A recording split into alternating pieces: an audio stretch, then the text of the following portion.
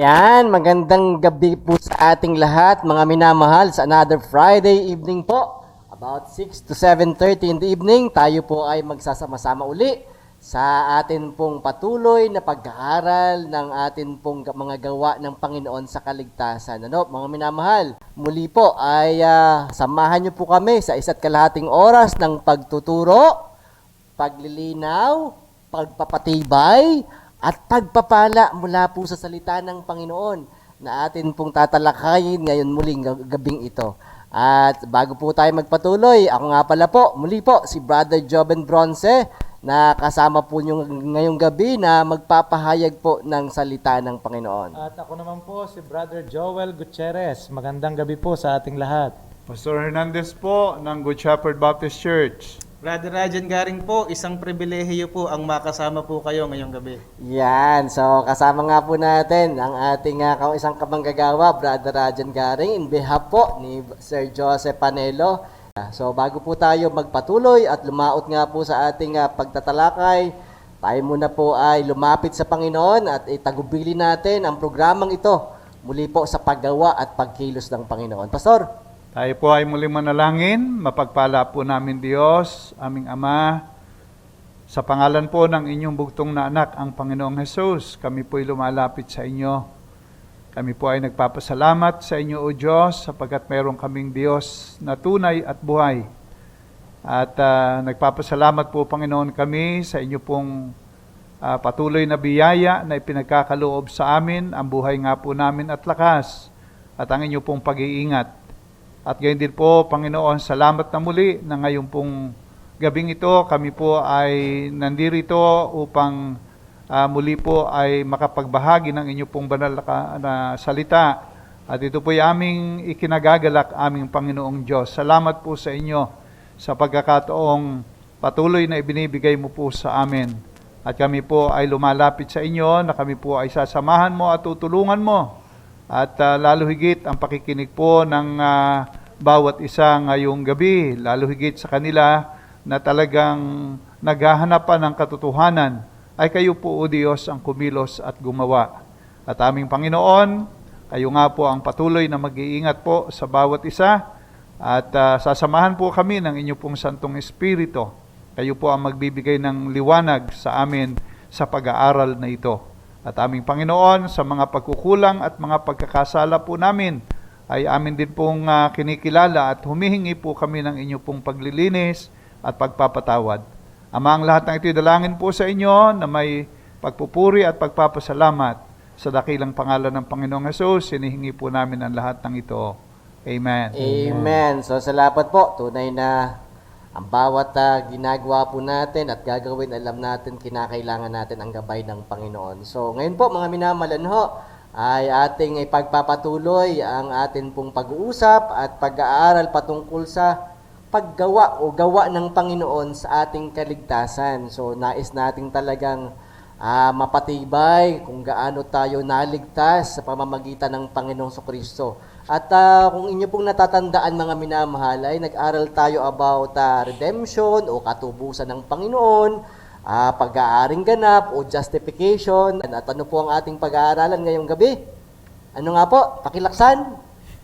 Yan, tama po. Ang ating pag-aaralan ay pagpapabanal, yan, o sanctification. So, maaring po sa marami ay yung sanctification ay hindi po karaniwang salita o talagang mga salitang hindi laging napapakinggan o talagang bagong pakinggan. So mga minamahal, ngayong gabing ito, ating pag-aaralan po kung ano ang katuruan ng Biblia sa pagpapabanal. Yan. So, sanctification po na sinasabi sa English. Ngayon po mga minamahal, ito ba'y aral ng Diyos? Ito ba ay nasa salita ng Diyos? Mga minamahal, kumuha uli kayo ng papel, kumuha kayo ng inyong mga panulat, at napakaganda po na i-jot down nyo po yung mga puntos, yung mga talata na kung saan po ay talagang gagamitin ninyo sa pagtuturo din naman at sa pagpapatibay din man po ng iba. Sapagkat alam natin, mga minamahal, na isang araw ay nais ng Diyos na kung paano po kami ginagamit na sa kasalukuyang programang ito, nais po ng Diyos sa darating, kayo naman po ang gamitin ng Diyos upang ipahayag ang kanyang katuruan. Ano po? Amen. So, salamat po mga minamahal. At sige po, tayo po ay magpapatuloy na. At maliban na lamang kung meron pong sasabihin o ilang mga pasalamat ang ating mga kapatid sa mga nakaraan nating buhay o kalamidad. Well, ang nais ko lang pong sabihin ay biyaya po ng Diyos, mga kapatid, na tayo po ay nakasurvive pa din sa mga Amen. panahon ngayon at salamat po sa Panginoon. At dapat nating pasalamatan talaga ang Diyos na tayo po sa kabila po ng maraming mga nangyari ay nandito pa rin sa ganitong sitwasyon at may pagkakataon pa ding matuto, makakilala po sa Panginoon. Yan. So, At para po sa ating mga tagapakinig, kung kayo po ay merong katanungan, maaari po ninyong ipadala sa amin, diyan po sa comment section o kaya ay sa group chat ng Good Shepherd Family. Inyo pong ipadala sa amin ang inyong tanong kaugnay po sa ating pag-uusapan ngayong gabi. yan. So, yun po. At ang inyong pakibahagi po ay magpadala kayo ng tanong at sa amin pong pagsubikap ay amin pong masagot at sa tamang oras na atin pong pag-e-ere po sa gabing ito. So mga minamahal, tayo po ay magpatuloy na. Yan ang pagpapabanal o sanctification. So mga kapatid, mga kamanggagawa, ano ba ang kahulugan ng sanctification o pagpapabanal? Yan. Brother Joel, simulan mo ang ating pag-aaral. Okay, so ito pong salitang pagpapabanal ay nagmula po yan sa Greek word na hagiadso. Hagiadso. Na ang ibig pong sabihin ay gawing malinis o dalisay o banal. Opo, yan po ay maliwanag na itinuturo ng banal na kasulatan. Yan hong aral ng pagpapabanal o gagawing malinis, dalisay o banal. Makikita natin yan sa unang Korinto chapter 1 verse 2. Oho, dito sa pangungusap ni Apostol Pablo sa mga taga-Korinto, ganito po ang kanyang pagkasabi. Sa iglesia ng Diyos na nasa Korinto, sa makatuwid bagay sa mga pinapaging banal kay Kristo Jesus. Opo, inyong mapapansin mga minamahal yung salitang sa mga pinapaging banal kay Kristo Jesus na tinawag na mangagbanal na kasama ng lahat ng mga nagsisitawag sa bawat dako sa pangalan ng ating Panginoong Jesucristo na kanila at ating Panginoon. Abay, napakaliwanag po diyan yung salitang pinapaging banal na sa English po kung ating babasahin ay, ang sabi doon, to them that are sanctified in Christ Jesus, called to be saints. Ayan. So, itong mga taga-Korinto po ay itinuturing o binabanggit ni Apostol Pablo na mga pinapaging banal at tinatawag na mga banal. Yun po talaga, saints. So ang ibig sabihin kapatid na mula sa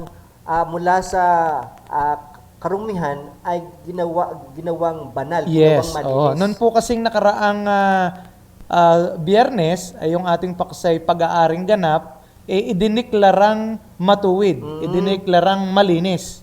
Ngayon po naman ay ginawang malinis, sa harapan ng ating Panginoong Diyos, ginawang banal. Ginawang dalisay. Ginawang Yan. dalisay. Sige po, tama. Meron pa rin namang talata na makikita natin, kaya lang sa Tagalog iwala, pero sa English ay nanduroon sa Jude, sa verse 1. Isa lang namang chapter ito.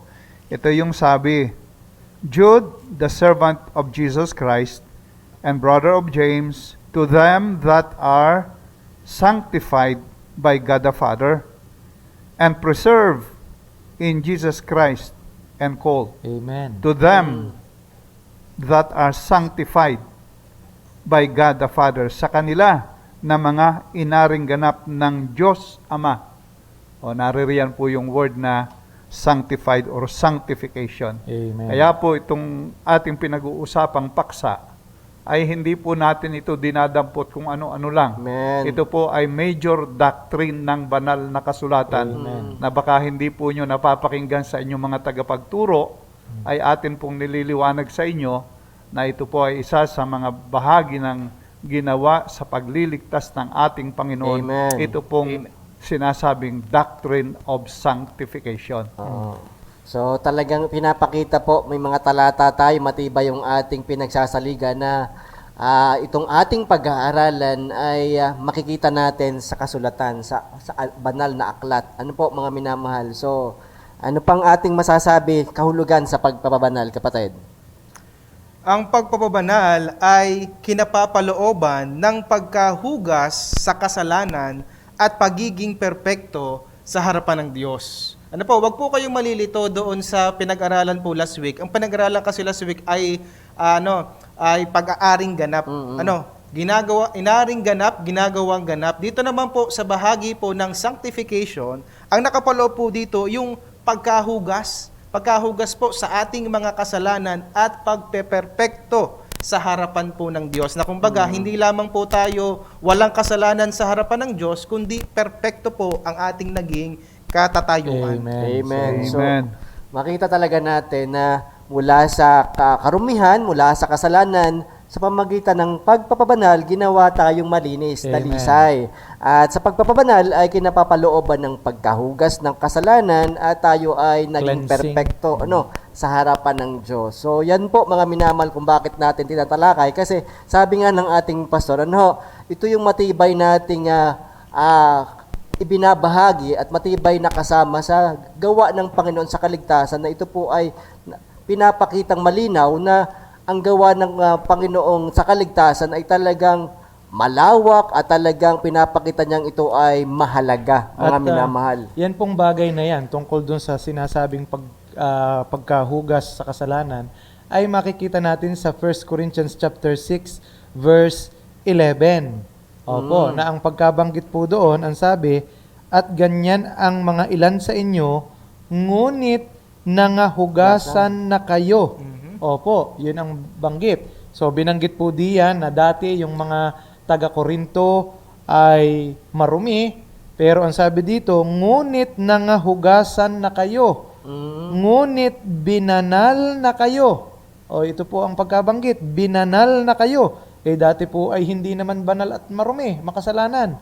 Binanal na kayo, ngunit inaring ganap na kayo sa pangalan ng Panginoong Jesucristo at sa Espiritu ng ating Diyos. Abay, talagang makita po natin na napakaliwanag yung pagtuturo ng Bible na ang tao po ay pamula sa pagiging marumi at makasalanan ay maaaring maging banal o malinis sa harapan ng Diyos dahil ng gawa ng Panginoong Jesucristo sa ating buhay. Amen. So, mga minamahal, Salamat sa Panginoon sa aral na yan, dahil kung wala niyang ganyang katotohanan, ano kaya ang mangyayari sa atin? Tayo ay palagi ng kakaba-kaba. Hindi tayo makakarating doon. Alaman naman natin sa ating sarili na tayo ay mahina. Ang Diyos ay matuwid, banal. Paano ako magiging banal?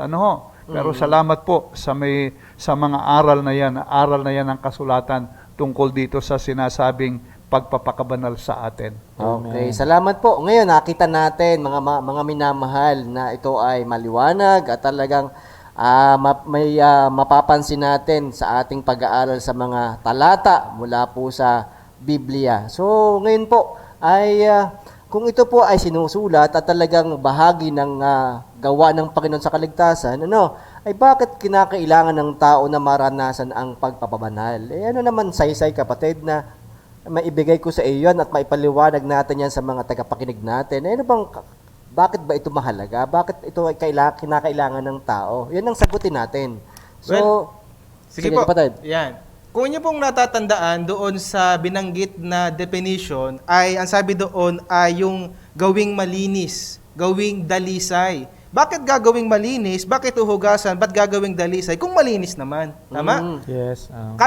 Pagpapakita lamang po na ang kalagayan po ng tao, kung bakit kailangan ng tao na maging banal, dahil ang tao po ay makasalanan at totoong marumi sa harapan ng Diyos. Amen. Marumi po tayo, bagaman tayo po ay sabihin na natin may kabutihang taglay o may katuwaang taglay ang mga tao po sa atin, pero sabi po ng Biblia, ito po ang sabi ng Biblia, una po, ang tao ay hindi matuwid sa harapan po ng Diyos. Ano po, ito po mismo ang sabi po ng Biblia. Talaga kapatid, hindi matuwid ang tao. Opo. Parang patunayan mo nga kasi may nagsasabing may matuwid daw eh. Talagang talagang confident sila. Abay, kapatid, wag mo ako sabihin ako hindi matuwid. Ay marami akong ginawang mga Tama hindi po mo yun. kilala ako, hindi Marami mo ako din kilala. po ako. Hindi mo Ganun ako din ako kilala. dati. Sabi naman, ay patunayan mo kapatid kung tunay Well, nga alam na. niyo po, pag tinanong po natin ang inyo pong mga kaibigan, kamag-anak, ang sasabihin po nila sa inyo, magagandang mga bagay. Ano po? Dahil hindi nila kilala at kita ang lahat po sa inyo. Oo. Pero pag ang Diyos po ang ating tinanong, kung sino ka sa kanyang harapan, ito po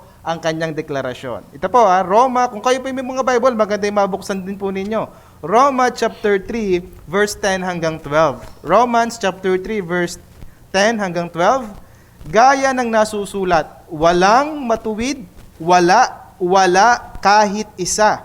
Walang nakatatalastas, walang humahanap sa Diyos. Silang lahat ay nagsilihis, makakasamang nawala ng kasaysayan, walang gumagawa ng mabuti. Wala kahit isa. Yan po ang deklarasyon po ng Biblia.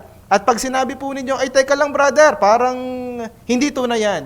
Ano po, parang nyo na rin sinabi na ang Diyos ay nagsisinungaling sa kanyang salita. Ano po? Pero kapatid, may isang sinasabi dyan eh. Kasi kaya ako salitaan sa iyo, ay hindi naman ibig sabihin ako kontra ako sa iyo. Ako'y lumalagay lamang sa mga ibang nagtuturo. naman, ano? oo naman. So, nais ko lamang liwanagin din. Pastor, ay sinasabi nila, meron naman talagang taong matuwid. Si Job ay matuwid. Sabi, masipag talagang sa pagkatakot, sa kabanalan, ay may matuwid na tao. Paano natin masasabing walang matuwid na tao? Iyan ay sa pamantayan ng tao, Oo. ay siguro'y tatanggapin siya. Pero pag ang tiningnan natin ay pamantayan ng Diyos, ay walang matuwid. Ay ang Diyos ang may sabi ay alin ba ang tama? Ang Diyos o yung tao na nagsasabing siya'y matuwid? Pero sinasabi kapatid kasi sa Bible, ang taong matuwid na si Job. Paano natin may papaliwanag yan? Sa totoo, ang Biblia wala pong kontrahan sa banal na kasulatan. Ang Diyos po ang may sabi na lahat ng tao ay makasalanan at marumi, walang matuwid, wala kahit isa. Subalit naririto yung deklarasyon din ng Biblia na si Job ay matuwid. Yun po ang sinasabi. Ang tanong doon po ay paano naging matuwid si Job sa kabila ng sabi ng Bible na lahat ay makasalanan. Di yan na nga po papasok yung ating pinag-aaralan na pagpapabanal ng ating Panginoong Diyos. So, yun pong pagiging matuwid ni Job ay nakaranas siya ng pagpapabanal. Ginawa siyang matuwid. Pero hindi ibig sabihin na si Job ay sadyang matuwid sa kanyang sarili dahil napakaliwanag na lahat ay nagkasala, lahat ay kapos at lahat ay sumuway sa maliwanag na kautusan ng ating Panginoong Diyos. So, yun ang pinapakita natin na si Job ay naging matuwid dahil may ginawang Papabanal. pagpapanal, Yan, pagtutuwid sa amen. kanya ang Panginoon. Opo. At sabi nga ni Pastor kung bakit ako masasabi natin walang matuwid kasi ano nga sabi ni Pastor, lahat ay si Job ba ay mamamatay o hindi? Ay mamamatay si Job. Bakit ba At namamatay namatay nga si Job. Oo. Oo. Dahil Sangayon sabi nga sa natin, Bible. ang kabayaran ng kasalanan ay Kamatayan. kamatayan. So mga minamahal. At So, may isang talata pa sa Ecclesiastes, chapter 7, para patunayan po sa ating mga tagapakinig na lahat ay marumi pa rin at makasalanan. Ganito po ang sabi ng Ecclesiastes chapter 7, verse 20. Okay, at sundan niyo po ako sa talata. Ang sabi dito, tunay na walang matuwid sa lupa na gumagawa ng mabuti at hindi nagkakasala. Kung si Job man ay binabanggit ng talata na matuwid, sabi naman ng talatang ito, walang matuwid sa lupa na gumagawa ng mabuti Amen. at hindi nagkakasala. So ibig sabihin, bagaman matuwid ang turing kay Job, sabi pa rin ng talata ng Bible din, may kasalanan pa rin si Job. si Job. Okay.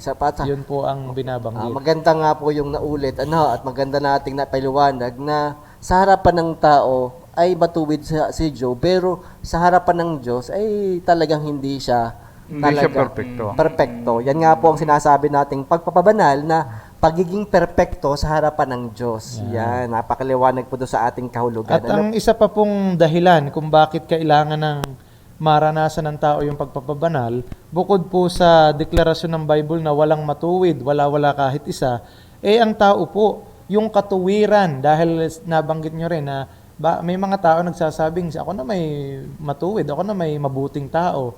Sabi po ng Isaiah chapter 64 verse 6, kung ang inyo pong kaisipan o pananaw ay kayo po'y mabuting tao at marami kayong nagagawang kabutihan, di siguro na may ako'y matuwid sa harap ng Diyos at ako'y katanggap-tanggap.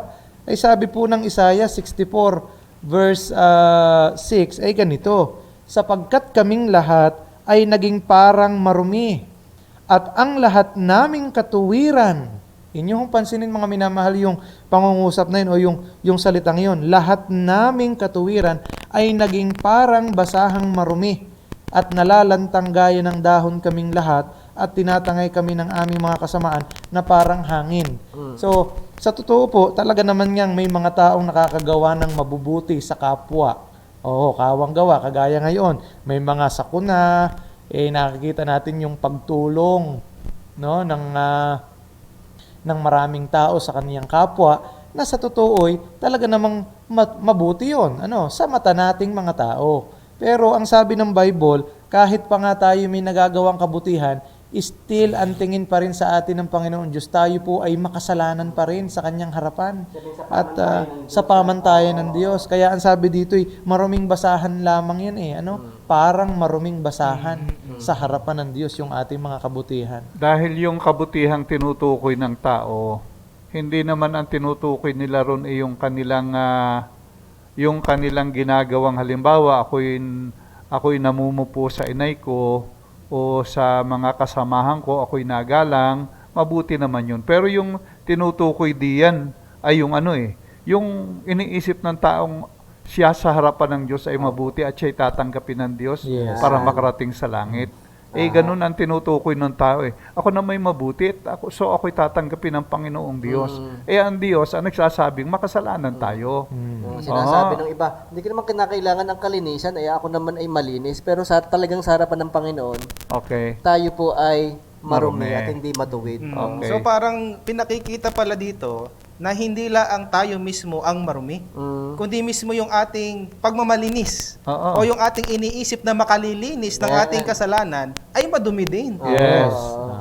Grabe pala talaga ang kalalagayan ng tao. Okay, tuloy natin. Bakit kailangan ng tao na maranasan ang pagpapanal? Yung pangatlong dahilan, kapatid. Okay. Well, ang sabi po sa banal na kasulatan, kung ating titingnan, ay ang puso ng tao ay sukdulang marumi. Ang puso ng tao ay talagang marumi. Ang sabi nga po doon sa Genesis, Kabanatang 6, Talatang 5, sana po ay meron kayong banal na kasulatan at ng inyo pong nasusubaybayan. Ito po ang sabi ng talata, at nakita ng Panginoon na mabigat ang kasamaan ng tao sa lupa at ang buong haka ng mga pag-iisip ng kaniyang puso ay pawang masama lamang na parati. Ay yun ang sabi po ng ating Panginoong Diyos. Siya ang nakakita sa iniisip ng tao at ang mga kanyang binubulay sa kanyang puso. Ay sabi rito ng Panginoon, palagi na lamang marumi. Kaya po, kinakailangan po ang pagpapabanal ng Diyos sapagkat ang tao po sa harapan ng Diyos ay talagang hindi maayos. Opo. Ang sabi rin po sa isang talata, diyan sa Jeremiah 79, ang sabi po roon, kung inyong titingnan, isa pang talata na nagsasabi tungkol sa kalagayan ng tao, Jeremiah 17 verse 9. Okay, ito ho'y sana inyo rin pong nakikita, nababasa, at ganito po ang sabi ng talata sa bahaging ito, 17 verse 9. Verse 9. Ito po ang sabi ng ating talata. Ang puso ay magdaraya ng higit kaysa lahat na bagay at totoong masama. Sino ang nakakaalam? Yan po ang sabi. sabi po sa English ay desperately wicked. Talagang masamang-masama At ang puso ng tao. tinutukoy po dyan ay puso ng mga tao, Yes. ng lahat ng tao. Pero Yes. pero may tanong ako Bilang diyan, Pastor, makasalanan. kung tunay man nga po talagang ating makitang talagang pinapatunayan ang kasukdulan ng kasamaan ng tao, ay baka naman merong bahagi ng tao na sa kahulihan ng kanyang buhay may pagbabago at baka naman masabing talagang meron siyang masasabing kalinisan o kaayusan ng buhay. Ay baka naman doon sa pagkakataong yun ay masabi talaga niya na may pagkakataon din siya. Meron bang mapapasabalian ba natin yun na sa isang bahagi o huling bahagi ng kanyang buhay ay, naging Abay. malinis naman ako. Sa Hindi ko kinakailangan ng pagpapabanal. Abay, sabi po sa Ecclesiastes chapter 9 verse 3, inyong pansinin yung talagang lagay ng tao diyan. Ecclesiastes chapter 9 verse 3. Hindi pa yata nabasa po itong talatang ito, ano? Okay. So, ang sabi po diyan sa talata, ito'y isang kasamaan sa lahat na nalikha sa ilalim ng araw, na may isang pangyayari sa lahat. Sa lahat ito Oo, gayon din ang puso ng mga anak ng mga tao ay puspos ng kasamaan at kaululan ang nasa kanilang puso habang sila'y nangabubuhay. Inyong pansinin po yon. At pagkatapos niyaon ay napatutungo sa pagkamatay. Kaya yung sinasabi niyo po kanina na baka naman sa huling bahagi, May pagbabago. kung sa kuwan ay lilinis sa kanyang sarili, na hiwalay doon sa pagpapabanal ng Diyos. Ay hindi ang sabi, kung ang tao'y hahayaan sa kanyang sariling kalagayan bilang makasalanan, yung buong buhay niya hanggang sa siya'y mamatay, ay ang sabi, ang laman ng kanyang puso ay puspos ng kasamaan at kaululan habang nabubuhay at pagkatapos ay napatungo sa kamatayan. Yun po ang sabi diyan Kaya pala talagang kinakailangan natin ang sanctification at pagpapabanal sapagkat buong buhay ng tao ay talagang siya'y masama. masama. At hiwalay sa Diyos, marumi sa harapan ng Panginoon. Kung hindi ang Diyos magkakaroon ng ganitong pagpapabanal, ay walang sino mang tao ang magiging katanggap-tanggap sa harapan ng ating Panginoong Diyos. Wala kahit Pero isa. may tanong ako naisip. Kailan ba talaga ang tao naging makasalanan? Baka naman sa edad na 10 ay diyan ko lamang kinakailangan ng pagpapabanal o sanctification. Baka naman ako ba'y marumi, ako ba'y makasalanan kahit ng mga panahon ako'y bata? Abay, kung inyong papansinin din sa sinasabi ng mga Baka awit, naman lulusot naman ba, kapatid? Baka lulusot. Brad, baka yung mababasa yung sinasabi ng aklat ng awit na Sige nasa po. sinapupunan pa Ito lamang. po, yun po ay mababasa sa mga awit chapter 51 verse 5. At ang nagsulat po nito ay si Haring David. At pakinggan niyo pong mabuti mga minamahal, ang kanya pong sinasabi dito, narito, ako'y inaniyuan sa kasamaan at sa kasalanan ay ipinaglihi ako ng aking ina.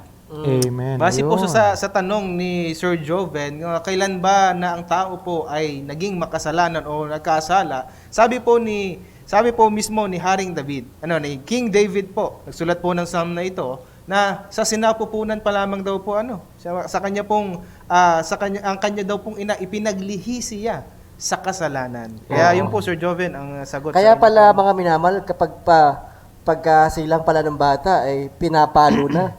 Kasi makasalan, yun naman po ay patawa ko lamang po upang ipakita talaga na ang tao po ay maliwanag na makasalanan buhat pa nung pinaglihi siya ng kanyang ina, mga minamahal. So, yan po ang mga dahilan kung bakit kinakailangan ng tao na maranasan ang pagpapabanal dahil talagang ang tao ay makasalanan, di matuwid, at talagang siya po ay ang kanyang katuwiran, sabi nga ng ating kapatid, ang kanyang ikinakatuwiran pa rin sa Panginoon ay basahang marumi lamang. At katulad po ng ikatlo nating puntos, dahil tayo po ay sukdulan ang atin pong kasamaan at karumihan mula pagkabata hanggang sa kamatayan. So yun po ang dahilan kung bakit natin kinakailangan ang pagpapabanal. Sa harapan naman ng Panginoon, bakit kinakailangan natin ang pagpapabanal? Abay, ang isa pa hong dahilan kung bakit kailangan ng taong maranasan yung pagpapabanal ay sapagkat ang Diyos ay banal. Opo, sapagkat ang Diyos ay banal at totoo namang matuwid. Opo, at malinis. Kung kanina nabanggit na ang tao ay marumi at makasalanan, ngayon naman ang Diyos ay kabaligtaran ng kalagayan ng tao.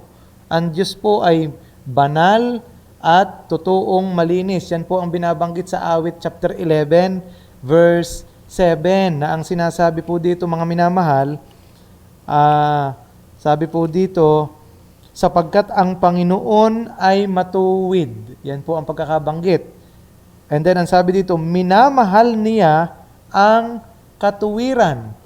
Oho, ang iniibig ng Diyos, ang nakapagbibigay lugod at katanggap-tanggap sa harapan ng Diyos ay mga bagay na matuwid, malinis at banal din.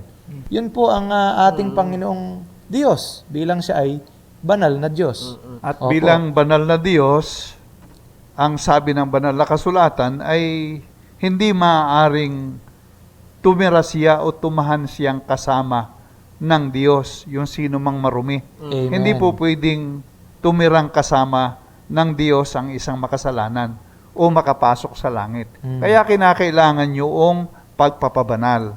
At meron ba tayong talata diyan? Ay di ating tingnan dito sa Awit, Kabanatang 5, talatang 4 at 5. Ito ang sabi, sapagkat ikaw ay isang Diyos na may kaluguran na sapagkat ikaw ay di isang Diyos na may kaluguran sa kasamaan. Ang masama ay hindi tatahang kasama mo. Ang hambog ay hindi tatayo sa iyong paningin. Iyong kinapupuutan ang lahat ng mga manggagawa ng kalikuan. So, napakaliwanag po dito, ang Diyos natin ay banal. So, kung hindi ka makakaranas ng kabanalan o yung kanyang pagpapabanal, hindi ka maaaring tumirang kasama ng Panginoon Diyos sa kanyang tirahan sa langit. Kaya po, mga minamahal, ito po'y napakahalagang aral na atin pong naiintindihan. Yun pong kaligtasan. Minsan alam lang natin, ako'y nananampalataya sa Panginoon, pero pag atin pong nilaliman, ganito pala yung ginawa ng ating Panginoon. Noong nakaraang linggo, tayo po ay inaring ganap. Ngayon naman, itinuturo dito, tayo po ay pinapapagiging banal. At purihin po ang Panginoon sa katotohanan yan, at doon ay nagkakaroon tayo sa mga kaalamang ito, ay nagkakaroon tayo ng peace of mind, nawawala yung ating kaba, na ganito pala ang ginawa ng Panginoon, kaya pala ako ay magkakaroon ng pagkakataong makalapit sa Panginoon o makapasok sa langit sa tahanan ng Panginoon, dahil pala rito sa ganitong ginawa ng Panginoon. Bago natin ituloy mga kapatid, bakit natin kinakailangan na maranasan ang pagpapabanal dahil ang Diyos ay banal? Tama Yes. ba ako na ang isa daw o talagang ang unang katangian ng Panginoon, ang pinakamataas na katangian ng Panginoon ay banal? Yes. Yung kabanalan. Ang kabanalan? Opo, Banal. dahil sa Bible po, makakita ninyo na tanging yun pong pagiging banal ng Diyos ang paulit-ulit na binabanggit. Oho, nakatangian. So, mababasa po ninyo sa aklat ng Isayas, chapter 6, nung umaawit yun pong mga anghel na nakita ni Isayas, sa pangitain, nakita niya yung mga anghel na umaawit, ang awit po ng mga anghel, ang sabi po, hindi ho naman binanggit na mabuti ang Diyos. Wala pong ganoong inawit ang mga anghel. Hindi rin ho sinabing pag-ibig. Abay, kung inyong papansinin dito sa Isayas, chapter 6, verse, ang sabi po dito, nasaan na yung talata na yon? Okay. Ayun, verse 3, na ang sabi po doon, at nagsisigaw ang isa't isa. Ang tinutukoy po dito yung mga serapin, na may 6 na pakpak. Sa verse 3, at nagsisigaw ang isa't isa at nagsasabi, banal, banal, banal ang Panginoon ng mga hukbo.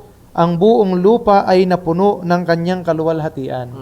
Sang-ayon po sa pag-aaral, pagka yung sa kaugalian po ng mga Hudyo, pagka yung isang bagay ay 3 beses na inuulit, ang ibig pong sabihin ay talagang pinagdidiinan o Oo. binibigyan ng Amen. diin ang bagay na iyon. Kaya pala nung nagpapalayas ang Panginoon ng demonyo, ang tawag ng demonyo sa Panginoon, ikaw ang banal ng Diyos. Yes, Dahil the nung Holy sila ay, One of God. Oo, nung sila ay naroon pa sa langit, ay talagang yun ang kanilang isinisigaw araw at gabi. At nung sila nung nagkasala, itong mga anghel na sa pangunan ni Lucifer, ay talagang kilala nila si Jesus na ito yung kanilang inaawit na banal. Kaya sabi ng demonyong ito, ikaw ang banal ng Diyos. Yes. Oo. At kaya po napakahalaga niyan na ang tao'y maging banal din, kasi kung ang tao'y hindi po makakapasa doon sa pamantayan ng Diyos na kabanalan, ay imposibleng ang tao ay makapasok sa langit. Amen. At yan din ho ang binabanggit ng 1 Corinthians chapter 6. Kapatid, pakibasa mo nga nung 1 Corinthians chapter 6. Yan, sige po. 1 Corinthians chapter 6 verse 9 and 10. At pakinggan niyo pong mabuti mga minamahal yung unang phrase. O hindi ba ganinyo nalalaman? Ibig sabihin, importante po ito. Pinapaalam dahil maraming tao talaga ang hindi ito alam. Hindi ba ganinyo nalalaman na ang mga liko ay hindi magsisipagmana ng kaharian ng Diyos? Huwag kayong padaya, kahit ang mga mapakiapid, ni ang mga mananamba sa Diyos-Diyosan, ni ang mga mangangalunya, ni ang mga nangbababae, ni ang mga mapakiapid sa kapwa lalaki, ni ang mga magnanakaw, ni ang mga masasakim, ni ang mga manglalasing, ni ang mga mapagtungayaw, ni ang mga manglulupig, tingnan po ito ay hindi mangagmamana ng kaharian ng Diyos. Ano Talagang, po, kanina nabanggit po doon sa mga awit na hindi tatahang kasama mo, hindi tatahang kasama ng Diyos. Dito po malinaw talaga na sinasabi na ng salita ng Diyos na hindi magmamana ng kaharian ng Amen. Diyos. Oo. At mayroon pang talata na halos katulad din iyan sa Aklat ng Galacia, Kabanatang 5, talatang 19, 11 hanggang 21. Ito ang sabi, at hayag ang mga gawa ng laman. Sa makatuwid ay ang mga ito, pakikiapid, karumihan, kalibugan, pagsamba sa Diyos-Diyosan, pangkukulam, mga pagtataniman, mga pagtatalo, mga paninibugho, mga pagkakaalitan, mga pagkakampi-kampi, mga pagkakabahabahagi, mga hidwang pananampalataya, mga kapanaghilian, mga paglalasing, mga kalayawan at mga katulad nito. Tungkol sa mga bagay na ito ay aking ipinagpapaunang ipaalaala sa inyo, tulad sa aking pagpapaalaala ng una sa inyo, na ang mga nagsisigawa ng gayong mga bagay ay hindi magsisipagmana ng kaharian ng Diyos. Ay napakaliwanag po dito sa ating binasang talatang ito. Kaya nga po, napakahalaga po nung pagpapakabanal, maranasan natin yung pagpapabanal ng ating Panginoong Diyos upang tayo po ay maideklarang malinis pagdating ng panahon, at tayo po ay makapasok sa kanyang tahanan sa langit. Yan, dahil talagang makita natin ang Diyos ay banal at talagang ang kanyang inaaari sa kanyang tahanan ay mga banal din. Dapat mga banal, dapat Yes. malilinis. At makikita rin ho natin yan sa aklat ng Apokalipsis. Talagang mga minamahal, kaya ho namin binabanggit yung mga talata ay upang maging klarado talaga at mabigyang diin na dahil ang Diyos ay banal, hindi talaga maaaring pumasok sa langit ang sino mang marumi. Yan ho ang binabanggit sa Revelation chapter 21 verse 27. Ang sabi doon, at hindi papasok doon sa anumang paraan. Inyong pansinin mga minamahal, yun hong doon na tinutukoy ay langit na bayan po, kung inyong papansinin sa verse 1 to 4 ng chapter na yan. Pero ang sabi dito, at hindi papasok doon sa anumang paraan ang anumang bagay na karumal-dumal o siyang gumagawa ng kasuklam-suklam at ng kasinungalingan. So, ibig sabihin, gayon na lamang ang kabanalan ng Diyos, gayon na lamang ang katuwiran ng Diyos, na sa anumang paraan, hindi pwedeng tanggapin ng Diyos ang sino mang marumi. Oho, Di ang ibig sabihin lang, harapan. kapatid, ang mga taong nakarating sa langit at nasa langit ay yung mga pinapaging banal. Yes, yun talagang banal sa harap ng banal, Panginoon. oo. Opo. Kung hindi ka makakaranas ng kabanalang yan, pagpapabanal na yan, hindi papasok talaga. Yes. Oo. Kaya naman ang mismong ang Panginoon din ang may sabi doon po sa Mateo chapter 5 verse 48. Kaya siya din ang may sabi na ang sabi ng Panginoon, kayo'y mangagpakasakdal. Oo, yun ang sabi. No, kayo nga'y mangagpakasakdal gaya ng inyong ama sa kalangitan na sakdal. Kung ang tao ay hindi magiging sakdal o perpekto, yan po ang idea, be perfect as your Father who is perfect. Ay kung hindi ang tao magiging sakdal, perpekto, banal, malinis, dalisay, ay hindi makakarating sa langit ang tao. Makikita pa rin natin yan doon sa Mateo 5:20.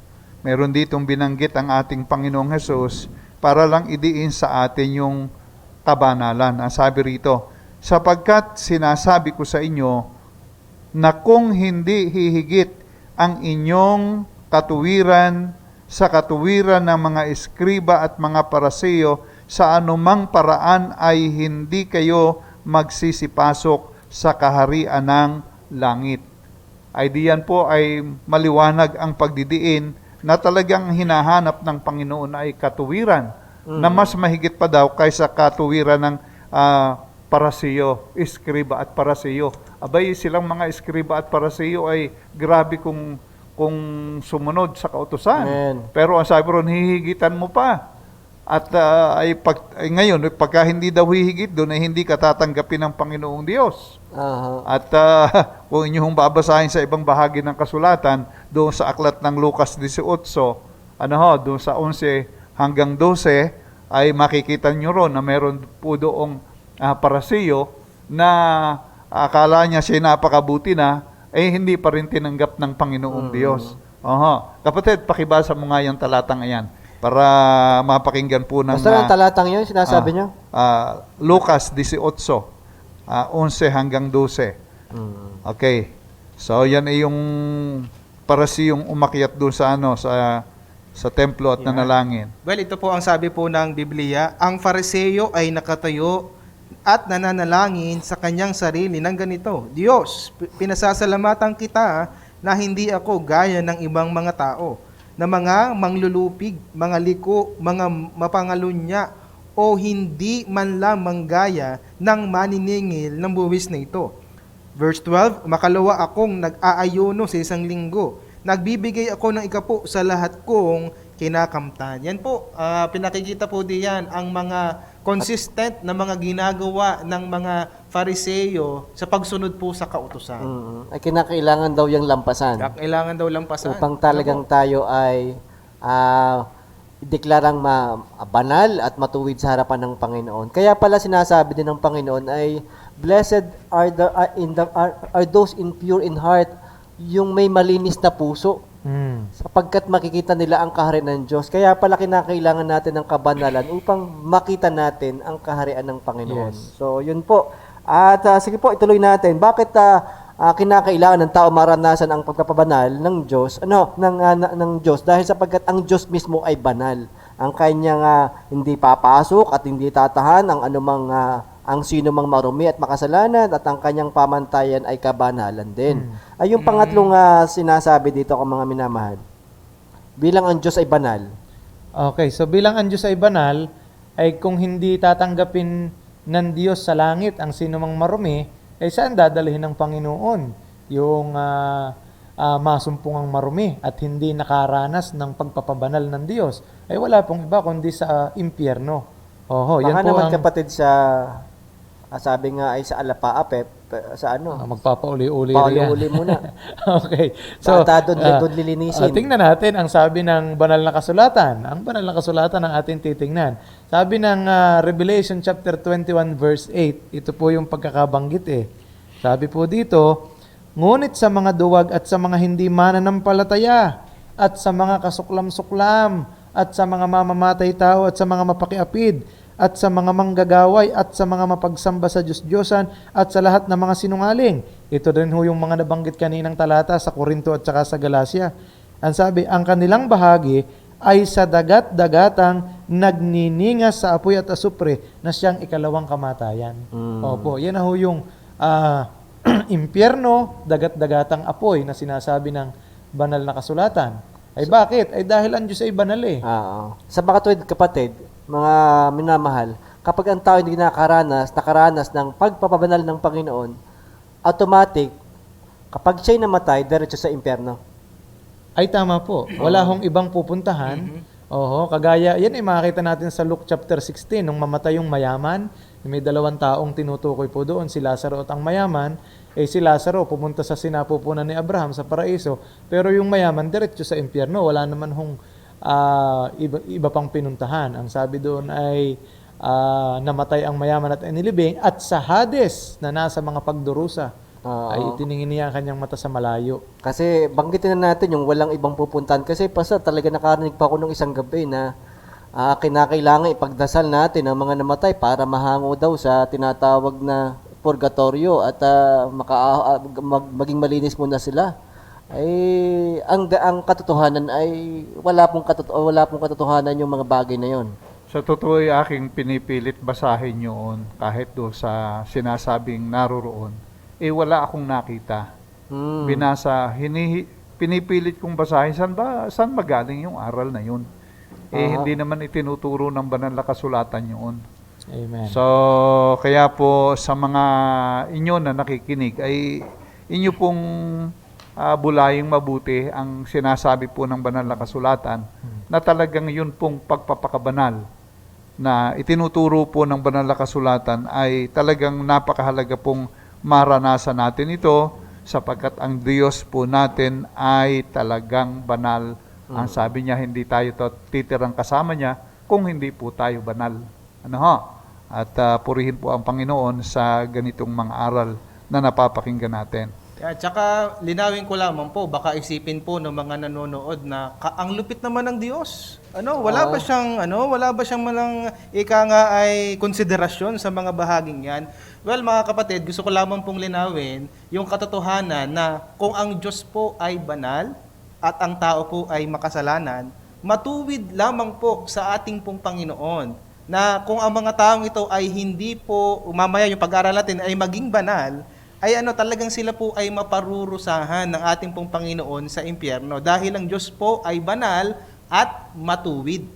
Po, kaya kumbaga po ay yan po talaga ang tinuturo po ng Biblia sa bahagi pong ito. Sa pagiging banal at katuwiran ng Panginoon, hindi tatahang kasama niya at ang mga makasalanan ay paimpyerno sila parurusahan. So ngayon mga minamahal, yamang napag-aralan natin at napag-usapan natin na ang pangailangan ng tao sa karanasan ng pagpapabanal ay paano ang tao ay magiging banal kasi alam natin merong kapamaraanan ang tao na sa kanyang sarili na ito ang tama, ito ang katotohanan na naintindihan ko at itinuro sa akin upang ako'y maging malinis, upang ako'y maging maayos sa harapan ng Panginoon. So, ating sagutin yan, mga kapatid, na ano nga ba ang sinasabi ng Diyos, sinasabi ng salita ng Diyos sa katwiran ng talaga katotohanan ng paraan ng pagiging banal o pagpapabanal ng Diyos. Okay, so, sa totoo po mga minamahal, kagaya ng ating nababanggit na kanina, nakita natin na ang tao ay makasalanan at marumi. Ang tao po, walang kakayanang linisin ang kanyang sarili. Opo, hindi natin kayang gawing banal ang atin pong mga sarili, hindi natin kayang gawing matuwid ang ating mga sarili, kahit na anong gawin nating pamamaraan sa sarili nating kakayanan at pagsisikap. Opo, makikita natin yan sa aklat po ng Jeremiah chapter 2:22. Na sinasabi dito sa talata pong ito, Jeremiah chapter 2 verse 22, na ang sabi po, sapagkat bagaman maghugas ka ng lihiya at magbunton ka ng maraming sabon, gayon may natatala sa harap ko ang iyong kasamaan, sabi ng Panginoong Diyos. Opo. Kaya kung ang iniisip po natin mga minamahal, kaya ko namang maging matuwid, gagawa ako ng kabutihan, tutulong ako ng tutulong sa kapwa, magsisikap ako, aanib ako sa relihiyon, etc. Kung anong inyo pong naiisip. Sabi ng Bible, kahit na ano daw gawin natin, hindi natin kayang gawing malinis ang ating sarili. Paano? Paano tayo magiging banal? Ano ang kaparaanan ng Diyos at ano ang kaparaanan itinuturo ng Bible para ang tao ay maging malinis at banal kung hindi sa pamamagitan ng ating pagsisikap? Okay, diyan sa banal na kasulatan din. Siyempre, palaging banal na kasulatan ng ating Amen. pinasasagot. Hindi yung ating katuwiran. Ay diyan sa Juan, kabanatang 1, talatang 29. Anong si Juan po ay nangangaral, abay meron po siyang itinuro. At ito po ang sabi ng talata. Juan Kapitulo 1, talata pong 29. Ito po ang sabi nung siya'y nangangaral.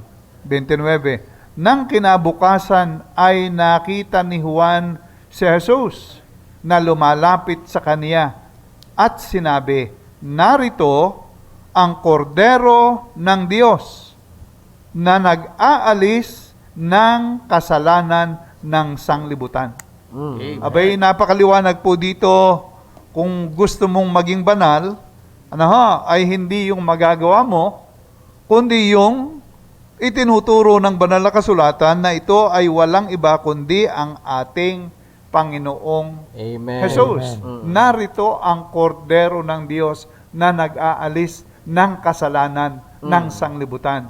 Ibig sabihin, pagka inalis na yung kasalanan mo, ikaw ay banal na. Ay Yes, sino ba malinis gayon? na. Yan. Ay ang ating Panginoong Jesus. Pastor, sino nagsasalita niyan? Sino nagsasalita po niyan? Si Juan? Si Juan. Bautista o Baptista. Bautista. John the Baptist. John the Baptist. Ano Okay. po sinasabi ng John the Baptist? Ng isang Baptista? Si Jesus. Ang kordero ang ng kordero Diyos. ng Diyos ang nag-aalis ng kasalanan. Yan po ang sinasabi ng isang Baptista Okay, talaga. so at diyan din po ating nililinaw mga minamahal na kasi may mga ibang relihiyon po Oo. na nagtuturo na ang kanilang pagtuturo ay yung bautismo ang nag-aalis ng kasalanan o naglilinis para ang tao ay maging katanggap-tanggap sa harap ng Diyos.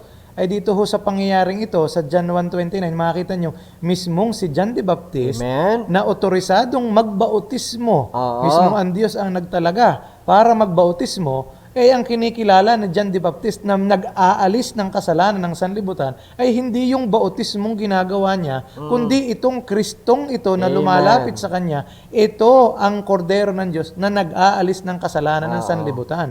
Sa madaling salita, mali yung aral na yung bautismo ay mag-aalis ng kasalanan. Ay napakalaking malaking Oo, aral. ang sabi Maling niya, si aral. Kristo ang nag-aalis ng kasalanan. Mismo. Kaya po natin ito binabanggit dahil meron pong mga pagtuturong ganyan. Na ang bautismo ay isinasama doon sa pag-aalis ng kasalanan, paghuhugas ng kasalanan. Ay hindi po naman ang Kristo po ang itinuturo. Amen. So sana po inyong naiintindihan yan. At kung ang inyong mga napapakinggan ay ang aral ay hindi ganyan, abay mag-isip-isip kayo. At inyong tingnan mabuti ang itinuturo ng banal na kasulatan Amen. nang hindi tayo maligaw. Yan ang Okay. tinuturo po ng talagang tunay na Baptist, si John the Baptist, na hindi ang bautismo, Yes. kundi ang Panginoong Hesukristo ang nag-aalis. Siya ang kordero ng Diyos na nag-aalis ng kasalanan ng sanlibutan. Paano ba ginawa ng Panginoong Hesus yung pag-aalis na yan at paglilinis sa ating kasalanan? Okay. Okay, so makikita natin dito po sa aklat ng Hebreo chapter 9, verse 13 to 14 na napakaliwanag po ng sinasabi na ang sabi po ng talatang ito ay ganito, sapagkat kung ang dugo ng mga kambing at ng mga baka at ang abo ng dumalagang baka na ibinubudbod sa mga nadungisan ay makapagiging banal sa ikalilinis ng laman, ay kasi doon nung unang panahon sa Old Testament, meron hong mga paghahandog ng mga kambing at baka, na kailangang ibudbod at ibuhos yung dugo doon sa dambana para yung tao ay kahit papaano'y huwag salutin o huwag parusahan ng Diyos. Ang sabi po dito, verse 14, gaano pa kaya ang dugo ni Kristo? Yan po mga minamahal, gaano pa kaya ang dugo ni Kristo na sa pamamagitan ng Espiritu na walang hanggan ay inihandog ang kanyang sarili na walang dungis sa Diyos, ay maglilinis ng inyong budhi sa mga gawang patay upang magsipaglingkod sa Diyos na buhay. Abay, alin ho ang tunay na naglilinis? Yan ho ang tanong. Okay, sabi diyan ay hindi yung dugo ng baka o dugo ng kambing ang talagang naglilinis ng budhi at nagpapaging dapat at nagpapaging katanggap-tanggap sa tao sa harap ng Diyos, kundi ang sabi ng verse 14, ang dugo ni Kristo na, sabi doon, sa pamamagitan ng Espiritu na walang hanggan ay inihandog ang kanyang sarili na walang dungis sa Diyos. Amen. Dito sa Efeso 1:7 ay binabanggit pa rin yung katotohanan yan. Nasa Kaniya ay mayroon tayo ng ating katubusan sa pamamagitan ng Kaniyang dugo na kapatawaran ng ating kasalanan ayon sa kayamanan ng Kaniyang biyaya. Mayroon tayong katubusan sa pamamagitan ng Kanyang dugo, hindi sa pamamagitan ng bautismo, Amen. hindi sa pamamagitan ng pag-anib sa reliyon, Amen. hindi sa pagpapakabuti, Amen. kundi sa pamamagitan ng Kanyang dugo. Amen. Okay, yun po ang itinuturo ng banal na kasulatan. Kaya po ito'y ating ipinagdidiinan sapagkat minsan ay ating minamali ang aral ng banal na kasulatan. Gusto ng Panginoong tayo maging banal. At itinuturo niyang yung kanyang banal na dugo ay wag mong baguhin yung turo ng Amen. Panginoon. Yes, yung tamang paraan. Oo, kaya po mga minamahal ay ito'y aming binabanggit ng idinidiin sa inyo ngayong gabi upang maintindihan ninyo. Gusto natin magpalangit, gusto natin makasama ang Panginoon, ay di tayo maniwala sa iniaaral ng salita ng Diyos sa atin.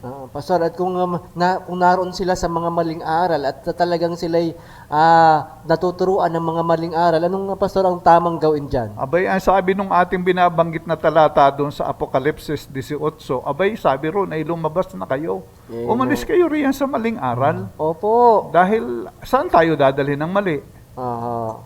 Kaya po mga minamahal, yan po'y ating itinuturo ng malinaw, idinidiin upang sa ganon, kayo rin po naman ay makabahagi po doon sa pagpapabanal na sinasabi po ng ating banal na kasulatan at maranasan nyo yung sinasabing langit ng ating Panginoon. Okay.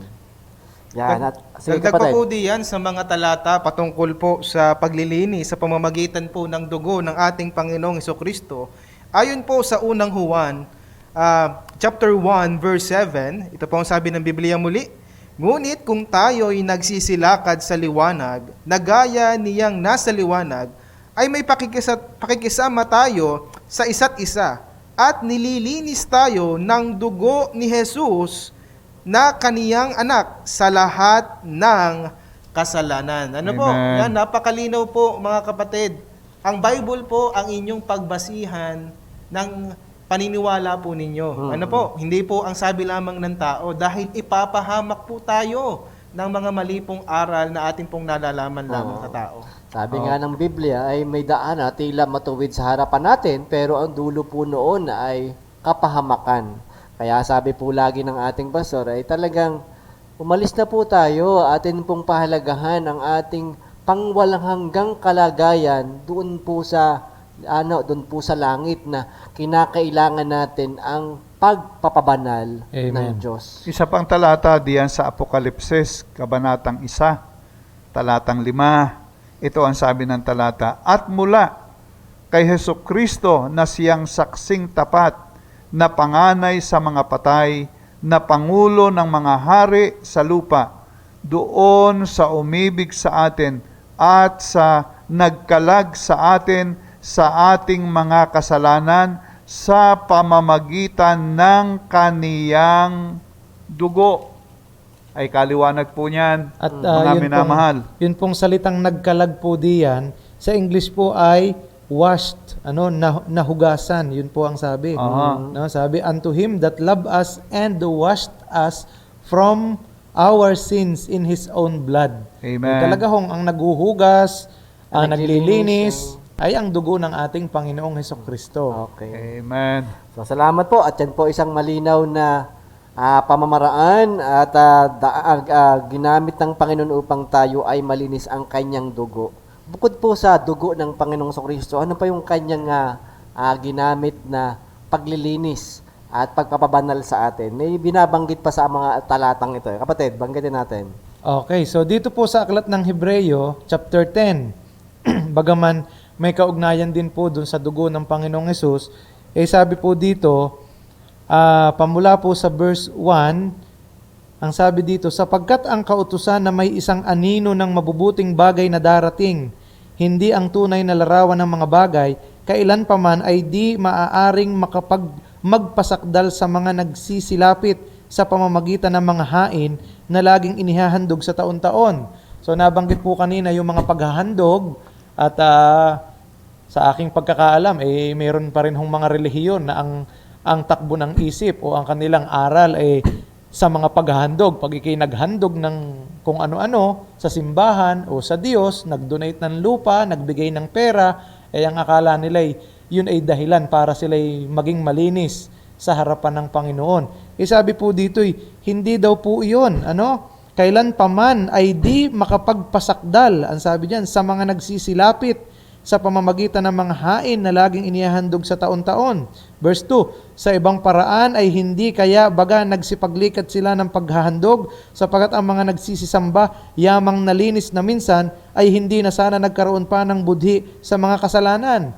Ang problema po kasi, dun sa Old Testament, di naghahandog sila ng tupa, ng kambing. Pagkakahandog nila, magkakasala uli sila. Magiging marumi uli sila sa harap ng Diyos. Kaya po naman, anong sabi dito? Ngunit sa mga hain, yaong ginagawa ang pag-aalaala sa mga kasalanan taon-taon, sapagkat di maaari na ang dugo ng mga baka at ng mga kambing ay makapag-alis ng mga kasalanan. Oho, napakaliwanag. Yung mga paghahandog, sabi ng Bible, niliwanag na, ay hindi maaaring makapag-alis ng mga kasalanan, yung dugo ng kambing at ng baka. Pagdating po sa verse 10, ito po ang sabi, aling handog ang tunay na makapaglilinis at magpapaging banal sa tao. Ang sabi, sa kaluubang yaon, tayo'y pinapaging banal sa pamamagitan ng pagkahandog ng katawan ni Kristo na minsan pakailanman. Yun Amen. po ang sinasabi ng Bible yung pagkahandog ng katawan ni Kristo. Hindi yung ginawa nating paghahandog, kundi yung ginawang paghahandog ni Kristo na ang inihandog niya ay mismong ang sarili niyang katawan, mismong ang sariling dugo, mismong ang kanyang buhay. Opo. Kaya nga pala sa ating pagsasagawa ng banal na hapunan, kung inyo pong papansinin at talagang bibigyan ng diin ang pakikinig sa atin pong pastor, kaya pala talagang nais ng Diyos na alalahanin natin ang banal na hapunan at sinasabi po niya ay do in remembrance of me sa pamagitan ng pagbuhos ng dugo, nung katawan, sa pamamagitan po nung tinapay na pinagpuputol-putol, yun pala ay sinisimbolo nun ang pagpapabanal ng Panginoon sa atin. Opo. Na talagang pinapakita na sa pamagitan ng dugo ng Kristo, ng katawan ni Kristo, naging malinis tayo sa harapan ng Amen. Panginoon. At kaya pala ang tawag sa ating Panginoong Hesukristo ay Kordero ng Diyos. Dahil siya naging hain Dahil siya yung at naging handog. hain. Ano po? Yes. Yan. Okay. Kaya salamat pala po sa tawag doon sa Tagalog, sa Lord's Supper, ang banal na hapunan. No, ang banal na hapunan kasi doon tayo nakaranas ng pagpapabanal. Yan. Amen. Amen. Opo. Pastor, tuloy po natin ang ating pag-aaral. So, purihin ang Panginoon sa mga katotohanan ayan at inihandog po ng ating Panginoon ang kanyang sarili, no?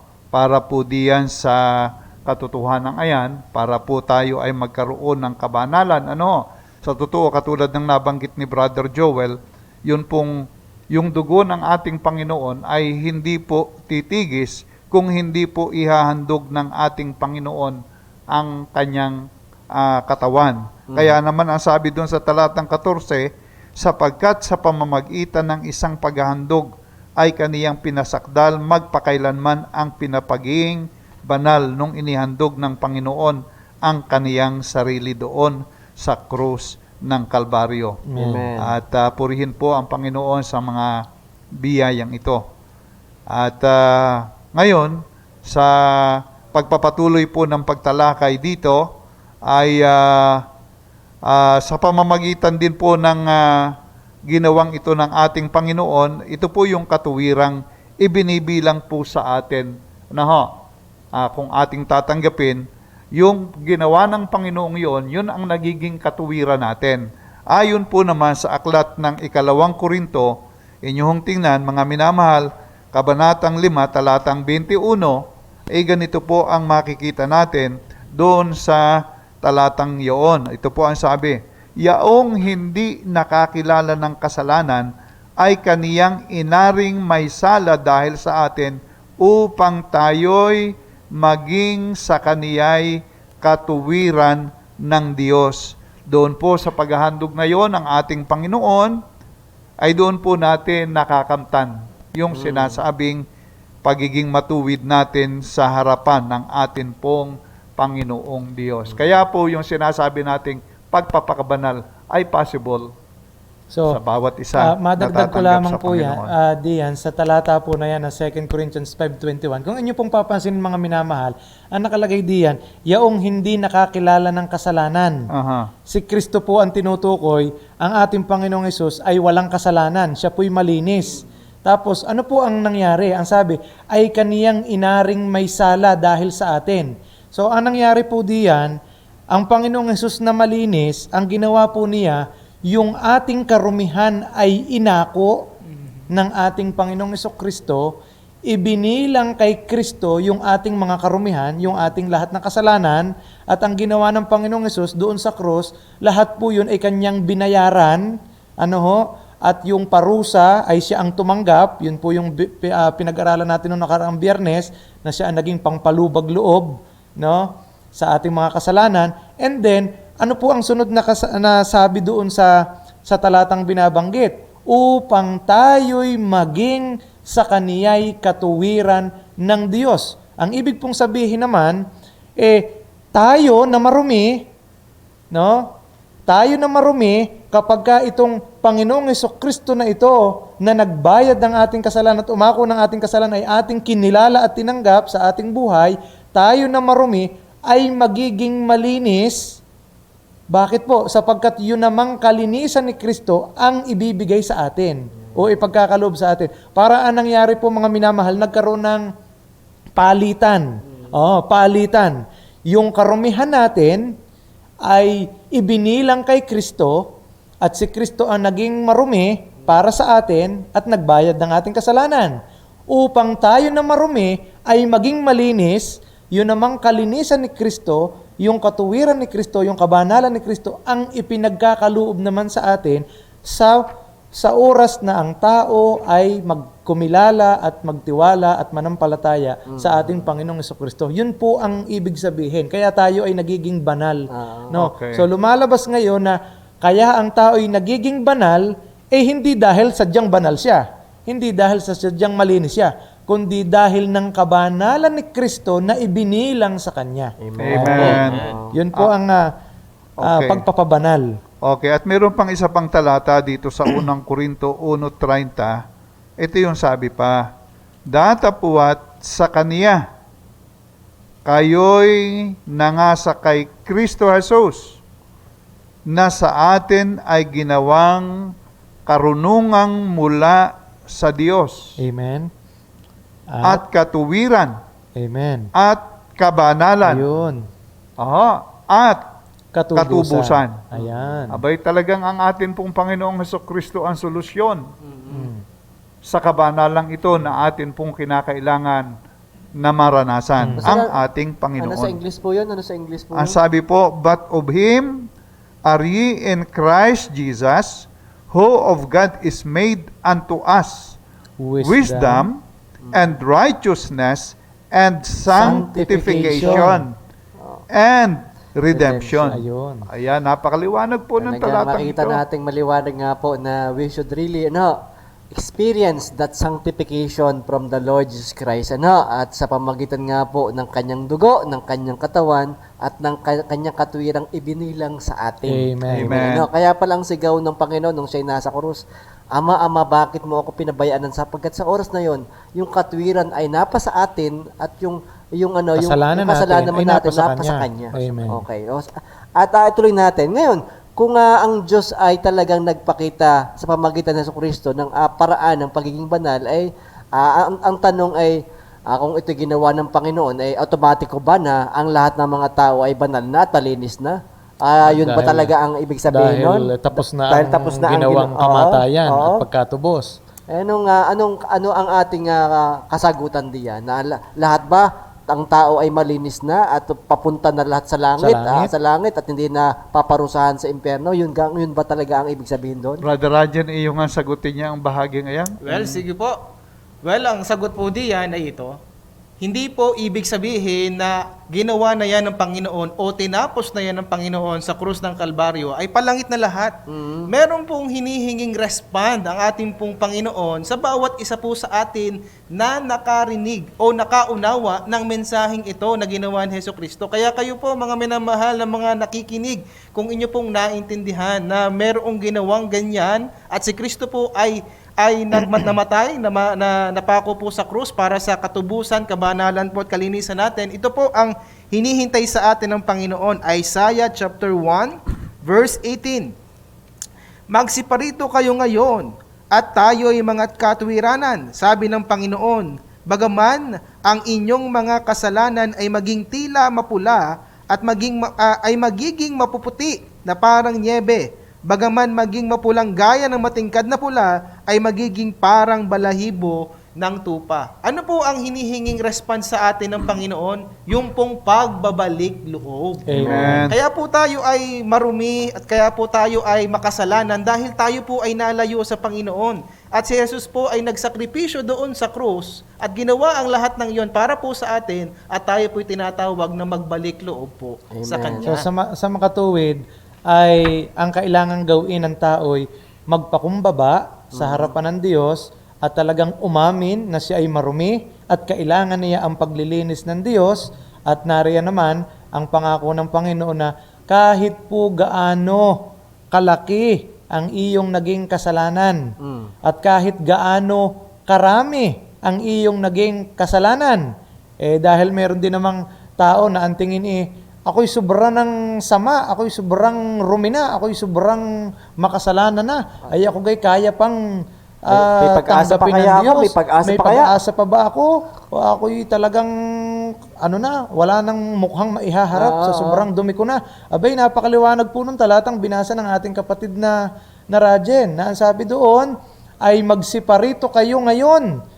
Oo, kahit gaano ka kadumi, kahit gaano katingkad ang iyong kasamaan, ang sabi diyan, kung ikaw ay tunay na magpapakumbaba sa harapan ng Diyos at aamin, Lord, ako po'y makasalan at marumi, kailangan ko ang iyong paglilinis sa buhay ko, at ikaw ay hihingi ng tawad, ay ang pangako ng Panginoon, gagawin kang malinis, no? At kasing puti ng niebe at kasing puti ng balahibo ng tupa, yun po ang sabi. Ibig sabihin, kayang-kaya kang linisin at banalin ng ating Panginoong Diyos. So, in short, parang ang ibig sabihin nung pagpapaliwanag ni Sir Joel ay pagsisisi. Yes, opo. Pagsisisi ng ating mga kasalanan. Ano po? At may talata rin po tayo diyan mula po sa mga Gawa, chapter 3, verse 19. Pakinggan niyo pong mabuti ito, mga minamahal. Kaya nga, mangagsisi kayo. Si Apostol Pedro po ang nangangaral dito. Kaya nga, mangagsisi kayo at mangagbalik loob upang mangapawi ang inyong mga kasalanan. Upang kung magkagayon ay magsidating ang mga panahon ng kaginhawaan mula sa harapan ng Panginoon. Napakaganda at napakalinaw pong talata, mga kapatid. Mangagsisi kayo at mangagbalik loob upang mangapawi ang inyong mga kasalanan. Ay tanong ko, kung ang isang tao ay hindi magsisi, hindi magbalik loob, magiging malinis ba siya sa harapan ng Diyos? Well, nakalagay po diyan na ang hinihingi ang hinihingi, di ka kanina sabi natin, hindi porket si Kristo'y namatay na doon at ginawa ang lahat ng yun, ay palangit na lahat. Ano? Yes, amen. Hinihingi po ang reply ng tao o respond natin sa ginawang na iyon ni Jesus, na tayo po ay mangagsisi at Amen. mangagbalik loob. Upang, yun po nakalagay, Mga upang pawi. mga pawi. Yan. Kung hindi At natin maging gagawin yun, maputi. hindi po mapapawi ang ating mga kasalanan. Amen. Sige po, yan po ang mga kinakailangan. Hindi ibig sabihin na nagkaroon na ng kalinisan sa pamamagitan ng Panginoong Kristo ay lahat ay palangit na. Hindi po katotohanan yon. We have our responsibility na tayo ay manumbalik sa Panginoon, kilalanan natin ang ating mga kasalanan, at sabi ng Panginoon, tayo ay magiging malinis. At handaan Diyos na Oo, tayo handaan linisin. Diyos na tayo ay linisin. At sabi nga doon ay anuman ang kasukdulan ng ating kasamaan ay kayang linisin ng Panginoon at walang Yes. hindi kayang linisin ng Panginoon. So bukod po sa pagpapanumbalik o panunumbalik, Pagbabalik pagbabalik loob loob. na hinihingi ng Panginoon, ano pa ho ba ang mayroon pa ho bang kinakailangan upang talagang tayo ay makaranas ng kalinisan ng Panginoon? So, yan namang salitang pagpapanumbalik o pagsisisi, ay yan ay kapareho na rin nung isang pangungusap. Kung talagang ikaw ay nagsisisi, ikaw ay lalapit sa Panginoon sa pamamagitan ng iyong pananampalataya Amen. sa Kanya. Mm. Yan ang ibig sabihin niyang ikay nagsisisi, ikaw ay lumalapit sa Panginoon, ikaw ay nananampalataya sa Panginoon. Katulad ng sinasabi dito sa Gawa 15:19, ay pinapahayag diyan yung katotohanan ito. Gawa 15:19. Ito ang sabi ng talata, Verse 9. verse 9. 9. Okay, verse 9. At tayo'y hindi niya itinangi sa kanila na nilinis sa pamamagitan ng pananampalataya ang kanilang at Mga hindi puso. niya itinangi sa kanila na nilinis sa pamamagitan ng pananampalataya ang kanilang mga puso. Amen. Okay? So, yun po. Sila po'y nanampalataya sa atin pong Panginoong Jesus. Yun po yung way na sinasabi po ng banal na kasulatan. So, yung tayo ay lumapit sa Panginoon sa pamamagitan ng pananampalataya. At yan ang sabi ng banal na kasulatan, diyan tayo tinatanggap ng ating Yan tayo po nagiging malinis, Pastor. Okay, diyan tayo nagiging malinis, diyan tayo tinatanggap ng ating Panginoon, diyan natin nararanasan yung Amen. pagpapabanal ng Panginoon. Dahil ang ibig sabihin niyan, kinikilala natin ang Panginoong Hesus nga ang tumubos sa iyo, siya ang naglinis sa iyo, at yan ay ipinapahayag mo sa pananampalataya. Amen. Amen. Okay, salamat po sa Panginoon sa mga katotohanan yan. At ngayon po, isang pagbubulay po base po sa mga nabanggit na.